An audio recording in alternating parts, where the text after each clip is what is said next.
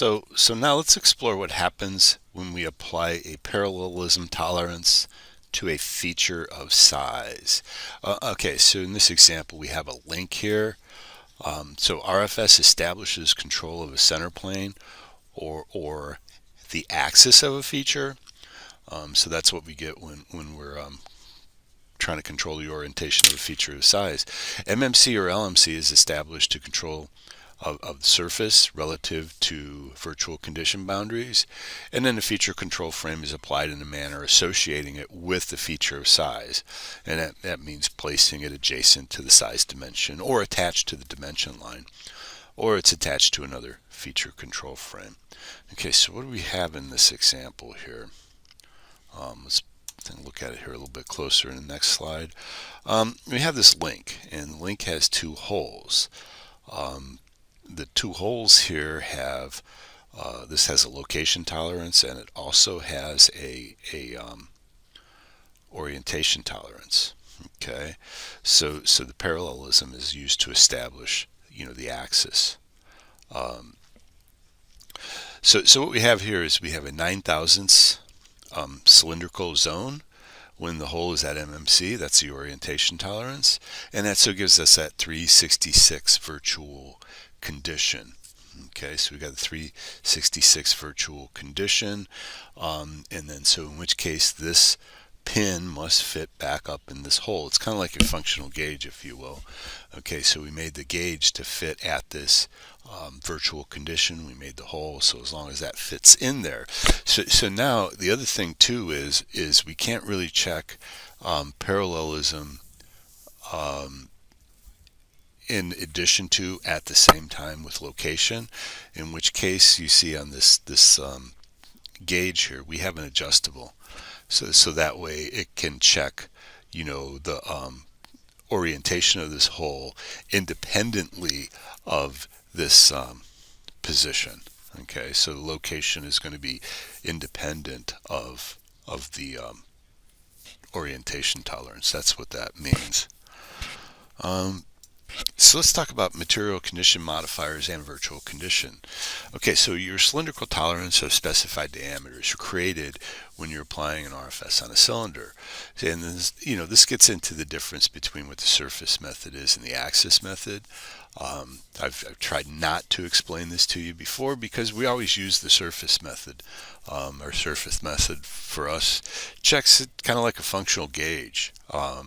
Where the axis method, you're trying to check the orientation of the axis, where the surface method, you're just trying to check overall whether it fits. So I just don't want to go into distinguishing that too much because I think it just adds a lot of discussion to the conversation that we don't really need. So for the most part, we're going to be talking about the surface method for checking these. So perpendicularity tolerances. So they specify the orientation requirements of a feature at 90 degrees angle relative to a datum plane or axis.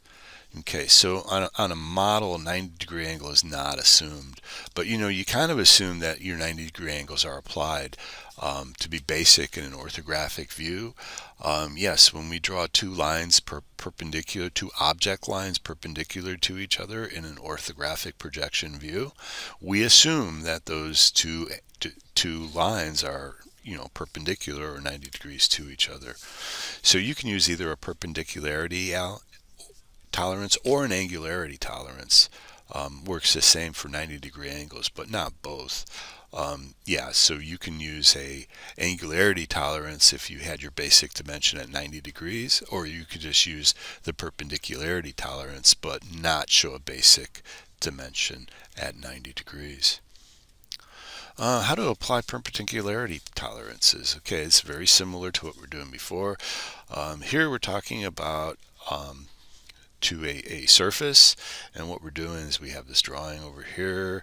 We have an implied 90-degree angle with a bilateral tolerance. Okay, so we have this drawing note that says all uncontrolled angles are plus or minus a half a degree, in which case this is what that means.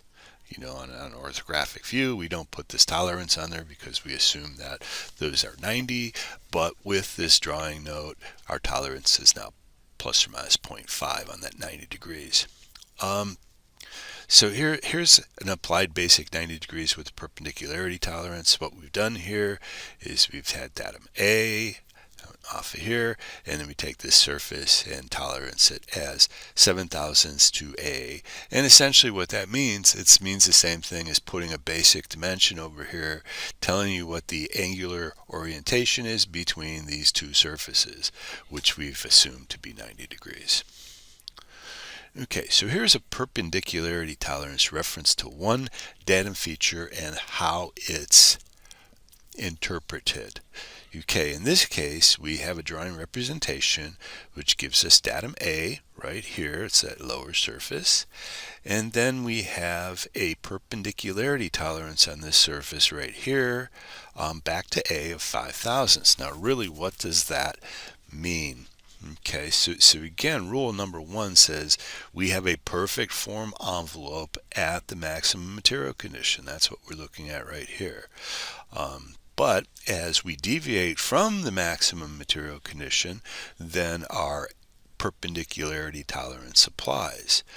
Okay, so what we have here is we've drawn the part here at this 197 minimum here, and then what we end up with between the high spots of this surface here and the low spots of this surface here, this perpendicularity tolerance establishes a 5 thousandths,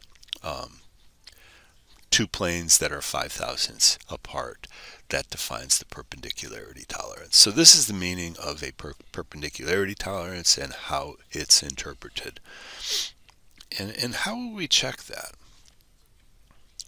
Okay, so in this case, what we have is we have 5 thousandths perpendicularity to datum A. So what we're going to do is we're going to restrain our part. The part's going to be clamped in a rotated position to obtain the smallest reading possible. Then here's our controlled surface.